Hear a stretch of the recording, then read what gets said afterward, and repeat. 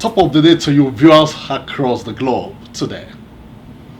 I welcome you to the Maryland studio of Grandly Television. Today, we are debating on Let's Talk About It. I want to be talking about a very, very important matter to quite a lot of people all over the world, several thousands of people, in fact millions of people all over the world are applying for different kind of visas to go to different places. So some have been successful and quite a lot of people have been unsuccessful. This has become a burden, and we think that we should talk about it. And I have in the studio today somebody who is well versed in basic principles of visa application. We'll be talking about the prerequisites, the basic requirements. What are the things you need to know before you can apply for a visa? Welcome into the studio today, Mr. Kunle Oyawale. Mr. Kunle Oyawale, you are welcome to the studio. It's a pleasure to be here. Thank you very much. Nice to be with you. Now let's hit the ball straight. Yes. Visa applications. Right. What are the basic requirements that an applicant should not overlook or underlook? Now, there are two major categories of visas: immigrant and non-immigrant. Okay. But mainly, we'll be talking about the non-immigrant visa category today. Now, for non-immigrant visa category, the major requirement is your home ties to your home country. That is the major requirement. Every other thing, if you look through the embassy website of your home country, you will see what the embassy wants, what the requirements they want. They are very simple things. Whether you have if you fill the form DS 160. Now we are talking mainly about United States here today. If you fill the form DS 160, you will see everything they need. And if there's anything you need on the form, you provide it and you use it to support your application. Let me ask you a question. When you say home ties, Yes. what is the meaning of home ties? That means your relationship. Now, let's be specific now, Nigeria. If you are a married man, when you are applying, are you applying with your family, your wife and your children, or you are applying alone? If you are applying alone, your wife and your children are your home ties. They are staying behind. If you are applying as a family for vacation, Yeah. if you run a business, Yeah. or you are working for a company and you are coming back to that company, Yeah. it means you are tied to that company. It is reasonable that you are coming back to that company, depending on your position. Okay. And when you go for your interview, you did not show immigrant intent, that you are not going to stay behind. So how would somebody not show the immigrant intent, as you've spoken, as you just mentioned? Now, when you go for your interview, be honest, be sincere, answer the questions as honestly as possible. That is it. Now, when you are hesitating to answer questions, it tells the visa officer most likely you are lying. When you want to tell the truth, it does not take time. What is your name? My name is this. You are gone. Where do you work? This is where I work. But when you start hesitating, the visa officer thinks you are lying. So at that point, it's moving against you at that point. But when you are straight on the point, you are on the path to success. Let me quickly ask this question, which just came up by the way. We have several people who made some mistakes in the past filling their applications. Right. Probably some people are trying to package some things for them. Right. Now they want to reapply, and those things are already in the system. Right. How do we address those categories of people? How can they correct the errors or the information? If when they reapply again, Yeah. and they go for interview, now depending on what kind of mistakes on the previous application, during the interview, they can bring it up. They can tell the visa officer that in my last interview, this happened, but I would like to set the record straight. So it could be mentioned, but there's no way you can they mention shouldn't try to change it on the form they are filling. If you are being sincere, Yeah. if you look through DS 160, Yeah. almost everything on that form is very simple. Everything on that form is simple. Your name, your address, your passport number, your age, if you have relatives overseas, where you work, your school, your educational history, and all that stuff. These are very simple things which you should know by heart. So when people say, "Oh, I made a mistake," it's, to me, I'm like, oh, what mistake did you make? Is it that you forgot your age? Or you didn't know the school you went? Yeah. Okay. And there are instructions to Yeah. fill the form on the same website. Yeah. There are instructions that this line, this is how to fill it. This question, this is how to answer it. But most times we are too anxious to, just put in the answer and fill the form and submit. Okay, are we to the deals that most people don't read the instructions on the website before they fill the form? So, should we say that? Yes. And the instructions are not too difficult, and the form itself is not too difficult, really. So but when you get to a point where you are confused a little bit, then look for the instruction and look for, okay, this question, they'll tell you this is what we want. So you look at, oh, okay, then you fill the form.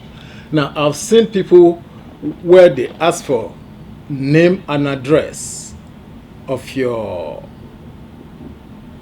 host, whoever is inviting you. Yeah. Now, let's say I'm inviting somebody. Okay. Then that person, I've had people call me and ask for my, where do you work? What's your address? It is not on that form. It is not required. They did not ask you that. They just ask you for the name and address. That's it. Did they ask for his employment? Did they ask for what title he holds? No, don't put it there. So people should follow the instructions religiously. Simple instructions. No embellishment, no polishing. No. Just give them exactly what they want. Yes. Thank you very much, Mr. Kule. Now, can we go to different categories of visas? Yes. Now, again, we are still talking about non-immigrant visas to United States of America. There are over 20 categories of non-immigrant visas, but we will be talking about just a few. F1 student visa, B2 visitor and medical visa, B1 is business visa, and which other one? Non-immigrant. There's J visa for students, not students, but some other category for J visa. There's which other one again? But those are the most common ones. Those are the most common ones that people apply for. H1B is a non-immigrant visa. But there are prospects of all of them. They have different prospects except J. There's a different thing with J visa. Okay. And very few people are applying for J visa in any way. Okay. So let's leave that alone. All right. Now, the question will come up. Filling all these forms, Right. since there are different categories of visa, Right. Does it take the same style to fill all these forms? Is it the same requirement or the same ways of filling the forms, just like you earlier mentioned? Basically, they are all the same. Okay. They are all the same. A few things could be different. Few questions here and there could be different, and supporting documents could be different. Take for instance, F1 student visa. There are some other things you have to produce your I-20 service form and all that stuff, there are quite a few things that you use to support. Okay. And during interview, they could ask for your diploma, and maybe not. Most times they don't ask for it because that responsibility is left to the school to decide. Yeah. So the embassy is not worried about whether you are qualified or not. All right. Is it possible for somebody who already has an admission in the United States to be denied visa? Yes. And how should that happen? Since the school has said, okay, we have given this person or this so and so this admission. How and why should such a person be denied a visa to the United States? Now, let's be mindful that they work independently. Okay. The schools, they do their admissions, and the embassy, they issue visas as deemed fit. If the candidate is qualified for their standard, yes, he has qualified for the school admission, and the school has offered him admission. Yeah. Now, let's be mindful that at the same time, if a school wants 1,000 students, they can offer letter of admission to 1,300. Okay. Thinking something will go wrong with some people. Okay. Some people will say, no, I'm not going there. I have a better offer somewhere else. Yeah. So, but the embassy has no. I mean, they don't care. They are not concerned about the school. They are not concerned about the school. They are concerned, are you qualified for our standard? If you are qualified, yes. If you are not, I mean, you can still apply. So that also takes me to the question of being qualified. I've seen some people that wanted to do graduations, and the schools give them letters to invite their friends or their family members or their relatives. Right. And quite recently, most of those people were denied Visas. entry visas. Right. Can we just expound a little bit on that, sir? Now, again, for some reason, they did not meet the requirement as set by the State Department in front of the visa officer. Okay. So it could be just a simple question here and there. It could be, do you have relatives over there? And the guy answers, no. Who is the guy graduating if it's not a relative? It could be, sometimes it's out of nervousness, sometimes. It could be out of nervousness when the person is answering the question. Yeah. But sometimes some of the information the interviewee, right, the applicant is presenting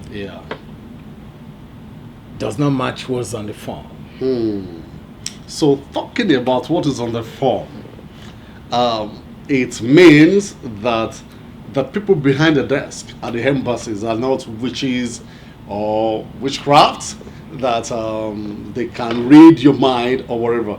That means they're actually working on the information the applicant has given. Yes. So on that premise, if you say something that is not in tandem with what you have written on your application form, that is enough. No matter what documents you have to back up, that is enough to strike out your application. Depending on how heavy it is, the difference. Okay. There are things that are ignored, like I can let that go. I mean, these are human beings too. Yeah. They know mistakes human beings make. We make mistakes easily, so they understand that. They make mistakes too. Yeah. That we should know that there are human errors, but some things are too obvious.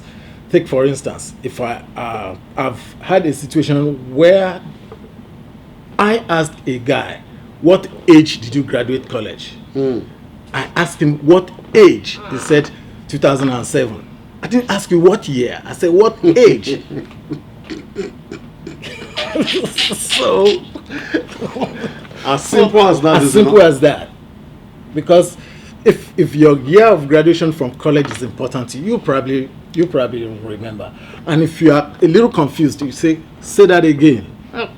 Trust Nigerians, I know. Say that again. You are thinking like, okay, 1944 minus 19 something. Then you come up with your age. But don't say the year when they ask for your age. Be specific what they ask you. Don't give too much information. If they ask for your age, say your age. If they ask for your year of birth, say your year of birth. That was just one mistake. Can you expand on some of your experiences on some other visa application errors that some people had made that you thought could have probably cost them or costed them their visas? One of the, things that I've noticed mainly are just lying on the application form. Okay. People try to embellish, Yeah. what they don't really need to embellish, and put some things up. Let me see. For people visiting, calling yourself what your job title does not entail. Let's say if you're a manager somewhere, or you are not a manager and you are calling yourself a manager. And the visa officer is leaning towards giving you a visa, then they say, okay, I'm going to do some verification. You don't know what verification is going to do. So, and it could do the verification before you step out of the premises. Before you make a phone call like, hey, he's done his verification. So there are, just let's be sincere when we are filling this application, and when you are answering, when you go for the interview, be sincere, be honest. Something occurred to me about a young guy went for interview. Right. Now, his mistake was he graduated from college as a mechanical engineer. So you mean the university in Nigeria? Yes. Okay. Now, when I say college, university, it's probably the same thing. So he graduated from university in Nigeria as a mechanical engineer. All right. Now, after youth service, he was hired as an engineer. Okay. Now, he wrote, maybe he was hired as a project engineer. Okay. Maybe for a particular project, small project.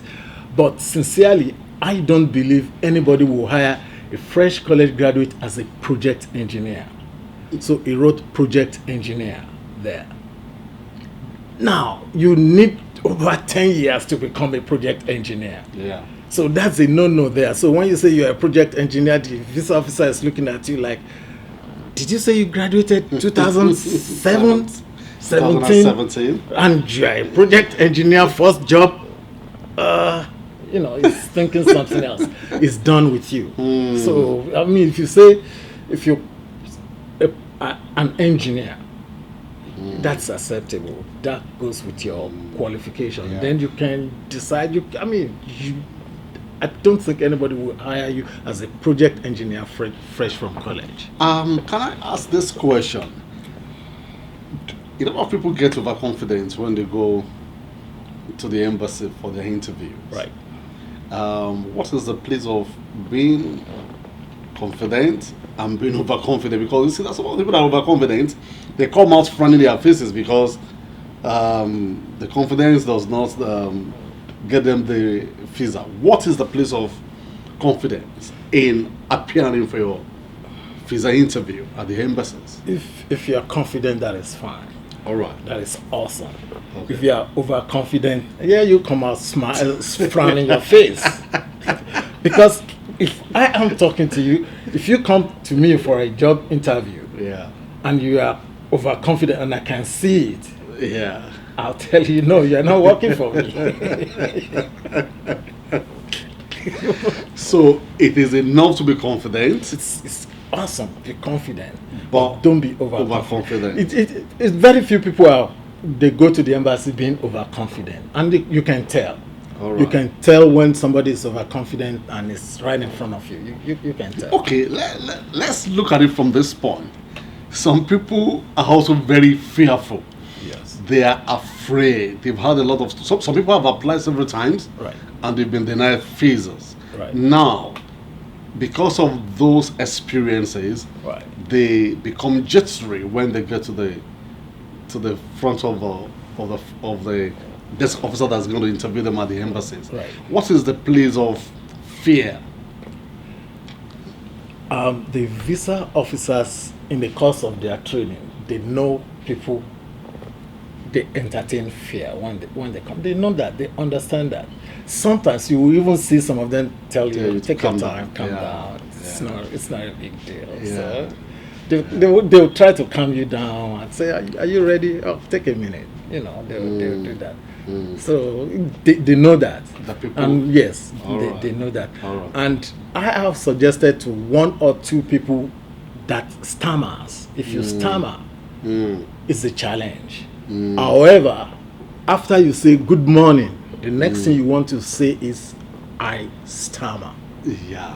Let the officer know No. that I stammer a little bit. And they will work with you. All right. Thank you very much. Now let us look at a particular Right. category of visa, Yes. the medical Yes. visa. Yes. Several people, of reasons, a lot of people want to come to the US Right. and have their babies Right. and go back home. Right. But recently, people are having complications, Right.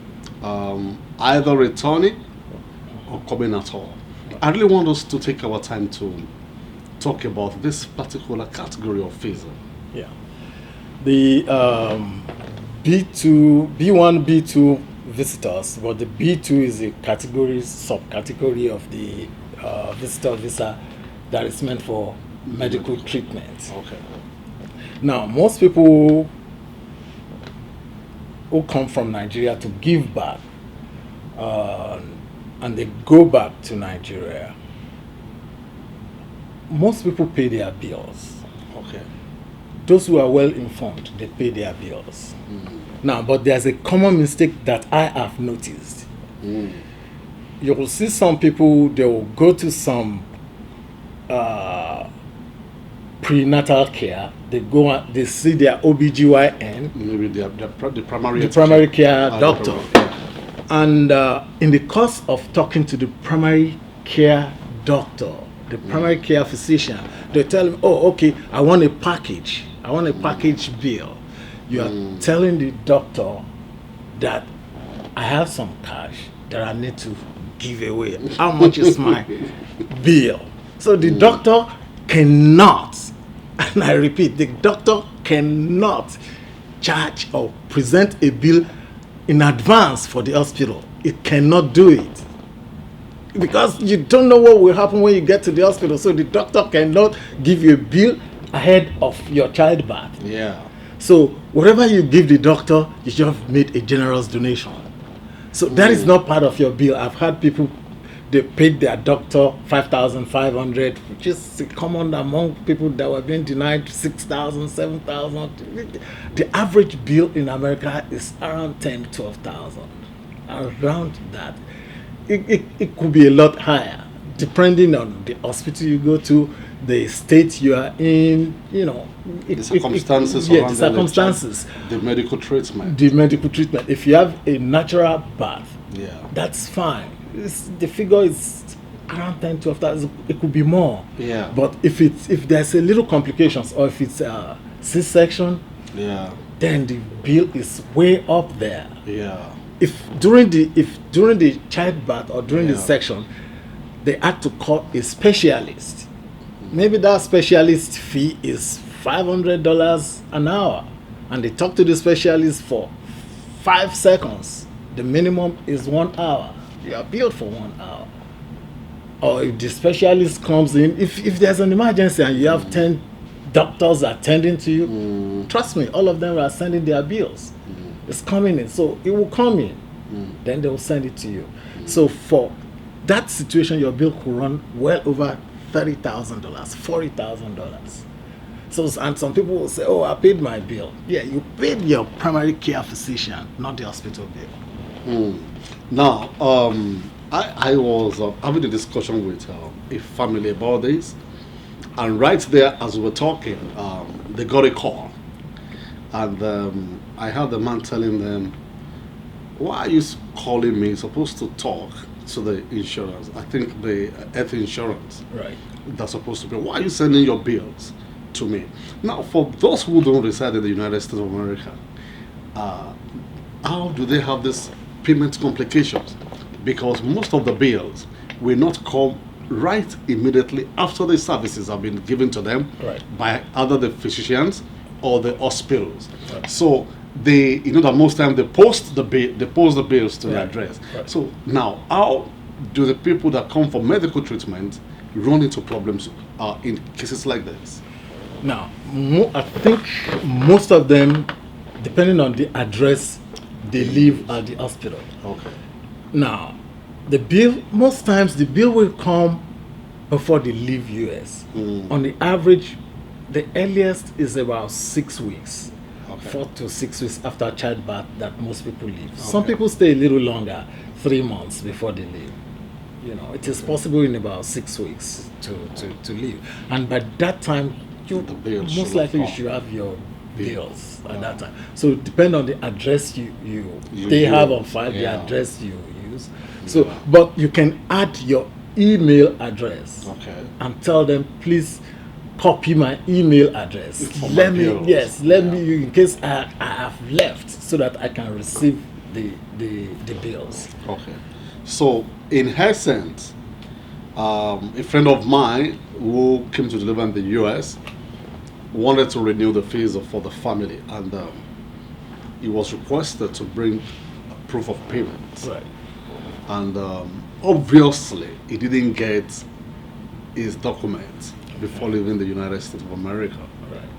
So that means people could be denied visas if, number one, they cannot produce proofs of payment while they were in the United States of America, or secondly, if they could not get to the hospitals in the US to give them their bills, and thirdly, if they had erroneously paid the physician and they didn't pay the hospital, just like you have just explained now. Yes. Thank you very much. Now I want to talk about the investment, or do they call it investors visa? What do they call it? Yeah, investor visa, EB5. We want to talk about EB5 visa. What can you tell us about? I've had a lot of people say, oh, okay, if you have $500,000, you just invest it.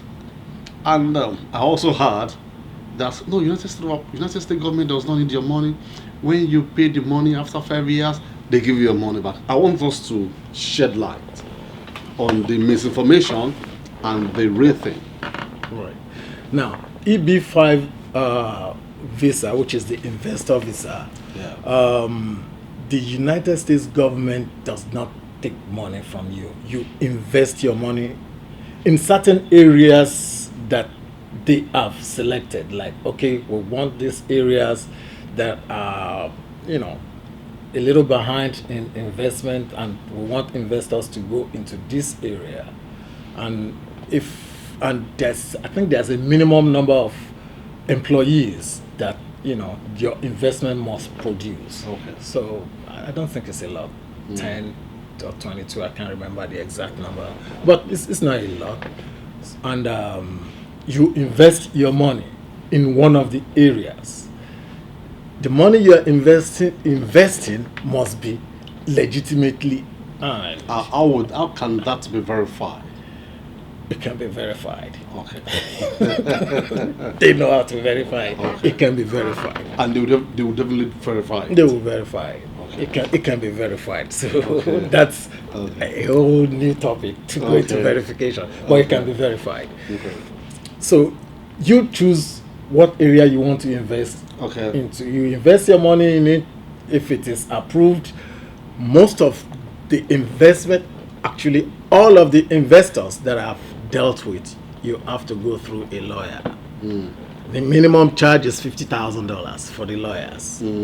So, but you have to work with a lawyer. Okay. So because the lawyer will guide you, it's cumbersome, the application and the processes. Because as an investor, once it is approved, you are coming with your family, the whole family. Everybody is granted. So, but presently it's 500,000 right now. If you have 500,000 naira, please do it $500,000 American dollars, $500,000. American You dollars. do it. It is possible to have two visas at the same time, two categories of visas at the same time. But let's talk about somebody who has a visitor visa B1, B2, and is working on a investor visa. Now, depending on what happened, something must have happened. They will not, cancel your visa without any reason. Okay. There must be a reason. Maybe the person has overstayed for some time. Maybe he has violated something. It could be as simple as carrying too much cash without declaring it. It could be any simple violation. There are violations, and if that happens, the person being denied visa, they are most times given a form To fill. No, a form of the interview. At the point of At entry. the point of entry, when they are being denied the visa, whatever they discussed about is in writing. They will give him a copy and tell him to sign. Here's the copy of our discussion, and this is why you have been denied.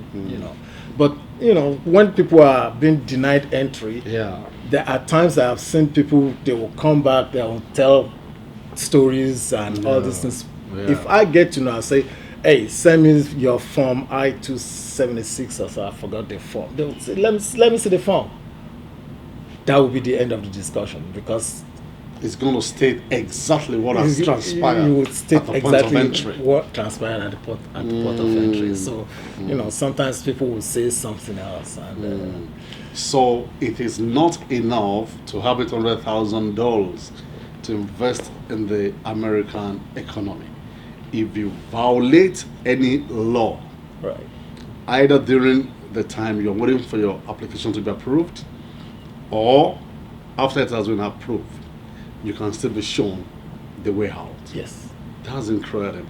Now, depending on what happened, you are working with a lawyer on your EB5. Your lawyer can come in and help and try and find out something. Find out. But in the case of Canada, I also learned that Canada will return the money after some time. They also have something like EB5 in Canada. There's investor visa in Canada also, and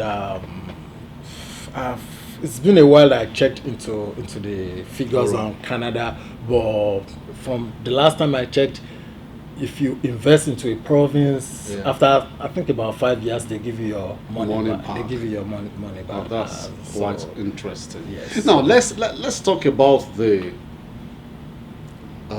visa denial, the entry denial for those with valid visas. You just brushed it now. Right. Somebody has a valid visa for visitation for whatever. Right. There was a case of an IT guy from Nigeria. I can't remember the name. Who got to the US, and that really made a lot of news. Right. And when the guy got to the United States at the point of entry, he was sent back to Nigeria. Quite a lot of people were like, what could have gone wrong? Right. Now, I will ask the guy what happened. Okay. Now, I don't know about this incident you are talking about, but if there's a way, somebody who can get, the form across to the guy, let's see it. Let's see what's in it. It's a different thing if I'm denied entry. I get back to Nigeria and start telling them, oh, they did this, they did that. It's a different thing to see the documents. Most times I want to see the documents. That is where the old thing is. That is where the old thing is. And it's maybe it could be the guy could be going to Chicago, and on his application it says he's going to Maryland. And he comes in through Atlanta, and he has Maryland address, but a connecting flight to Chicago. Now, if you have Maryland address and you said your business or whatever you are doing is in Maryland, you need to go to Maryland. So why do you have to go straight to Chicago? That could be a problem. It's not too difficult to overcome at that point if you explain yourself very well. But again, we talked about some people being too cocky. Yeah. Because you have a visa does not mean you are guaranteed entry. Can we talk about that? Why is that? I have a visa, which is a government document. Yes. That I can enter a place. Why isn't it a guarantee? Now, I think most people, I'm not sure how many people ever read their visa. Really.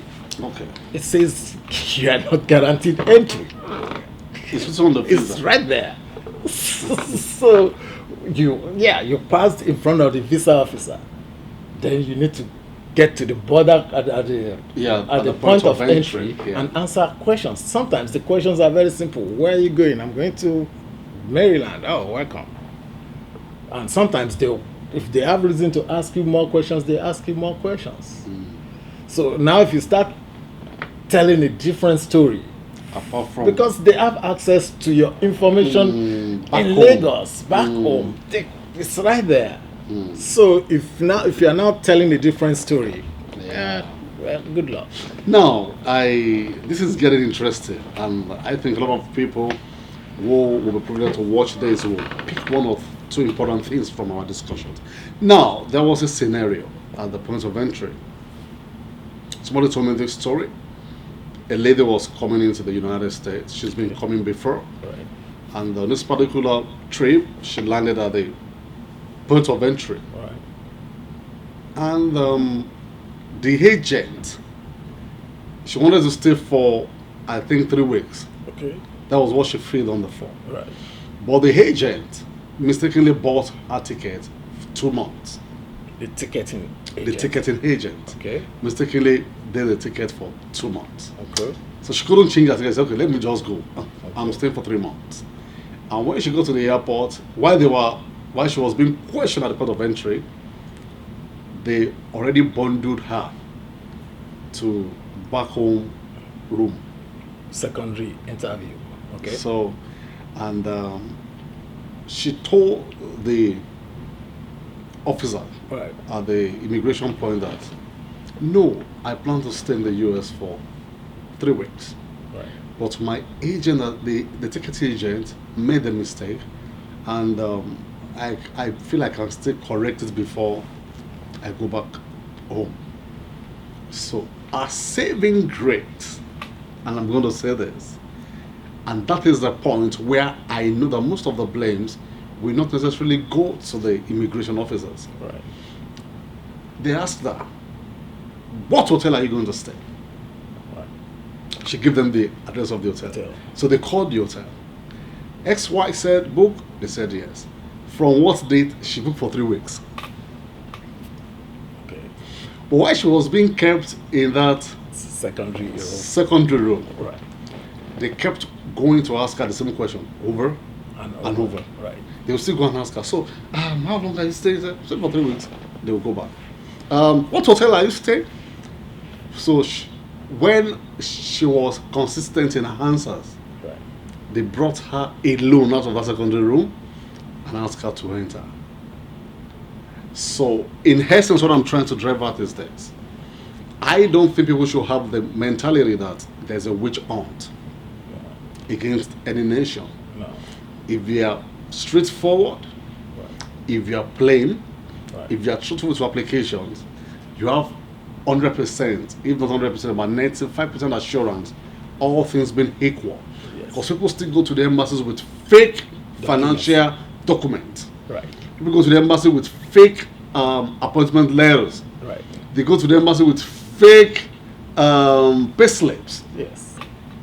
And maybe they think these things cannot be, they're not very viable. I don't know what they think. But most times, they go there. At times, they don't even ask them for some of those documents. Yes. So that means visa application is a very dynamic system. It is so unpredictable. It is unpredictable. And can we say it also answers to luck? Or to the mood of the interviewer? Yes, since they are human. Yeah. Yes. Now, we should have, I think some people have a mindset that these are the questions that they will ask, or set of likely questions, which is highly probable that yes, they will ask this set of questions. But here's a new flash. There is no boundaries on questions they can ask you. No boundaries. They can ask you any question. At your visa interview, yes, there is no boundary. there is no boundary on the questions they can ask you. They can ask you any question. The visa interviewer, can ask you next, and you are walking over and it's looking at you like, wow, I love that dress. Hey, good morning, how are you? I love your dress. Where do you work? Just ask you a few questions and say, hey, good luck. Collect your visa. that is human. It can be so complicated that I hate this face. Yes. It doesn't matter the documents they're coming with. They'll say, I hate this face. It is human. We are all human beings. We all know that, once in a while we act human. So let's let us go too much into there are some things that are just human. But when you are going for interview, treat it like a job interview. Be well dressed, present yourself very well, and don't be over. Talking about people who have applied, some people have written exams several times, but they keep on trying. Right. The same thing happens to the issue of visa application. What would be your advice to those who have applied several times, who also want to give another shot? Now, if on your first denial, if you are denied, one of the most important things is you want to get yourself together and write down everything that transpired. The questions they ask you, how you answered. Be sincere to yourself. Don't go out there and embellish the story that the visa officer did this and is a white guy, doesn't like me.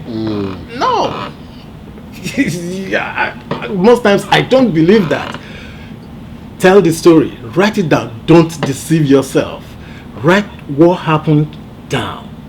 Write it down so that you will be able to correct yourself when you go back. But most times people get so disturbed. They get so disorganized, they get so disappointed that at that point in time, the brain is even blocked. That's fine. Give it a few days. You will still remember. You will remember. You can flash back. You can flash the back incident and write it down. Write some down. 2 days down the road, 3 days down the road, you remember another question. Write it down and write your response down. Take care of those things. It will help you down the road. Now, there's one downside to us in Nigeria. We don't take care of documents. We don't document things. I mean, like the interview, just write a few notes so that down the road, you don't know when you are going back. You could be going back in a few weeks. Some of your questions will come back up. Again. If you go back, the first thing they ask you is what has changed from the last time and now. So you want to go over it and see if nothing has changed. You'll still be denied. You'll still be denied. Okay. Have you seen anybody who has been denied over and over? I've seen a guy who has been to the embassy about 10 times. How many times? About 10 times, and he got it, I think, on the 10th or 11th time. Oh my He got his visa. There's a category called overcomers. Most people don't know that. If you have been denied either once or 10 times, once you are approved, you move from denied to overcomer. So they are. Oh, this is quite insane. I think we just need to look at this question. Somebody has been denied a visa by the embassy, and I've heard a lot of talk about immigration lawyers. Just get a lawyer, sue them, and what is the likelihood or the possibility of getting a redress, or is it a sheer waste of time? I think it's a sheer waste of time. You can sue anybody anytime. If you have the money, you can sue anybody. It does not mean the case is going anywhere. The United States Embassy in Nigeria is a sovereign body. Here's the process. If, as a Nigerian citizen, I want to sue the United States Embassy, which means I want to sue the government of the United States for denying me visa. Because I feel like I'm supposed to be given the visa. Now, we should be mindful that the visa issuance of a visa is a privilege, not a right. No, beautiful. So we should be mindful of that. But the sovereign body has to agree that, okay, I agree, sue me. But what is the possibility of that happening? Just like nobody can sue. You can sue the Nigerian embassy in the United States if you want to, but the case is not going anywhere. So that's why the embassy in Nigeria, the United States embassy in Nigeria, is a sovereign body. When you step in that premises, you are in United States. So here are a few challenges. If you sue the United States embassy in Lagos, what is the jurisdiction? Are you going to hear your case in the United States or in Nigeria? Because that property is United States property. Technically, it is part of United States. So what lawyer in Nigeria wants to sue United States and has the accreditation to practice law in United States? You see that? So yeah, let's say you want to sue and you give it to a senior advocate of Nigeria. The senior advocate of Nigeria must have an accreditation to practice law in a particular state in the United States. And you, the plaintiff, must have a lot of money. Thank you very much. So it's just a waste of time, in my own opinion. Thank you very much. Thank you very much, Mr. Kunewale, for your time. Viewers all over the world, I believe you must have picked one or two things from this particular important discussion today. It has been, let's talk about it. I believe you're going to click subscribe on our YouTube. I believe you're going to share the video to as many people that will be watching. Thank you very much for your time. Thank you very much, Mr. Kunewale, for calling. We hope to see you here very shortly to talk on some other things about visa. Viewers, thank you very much. See you next time.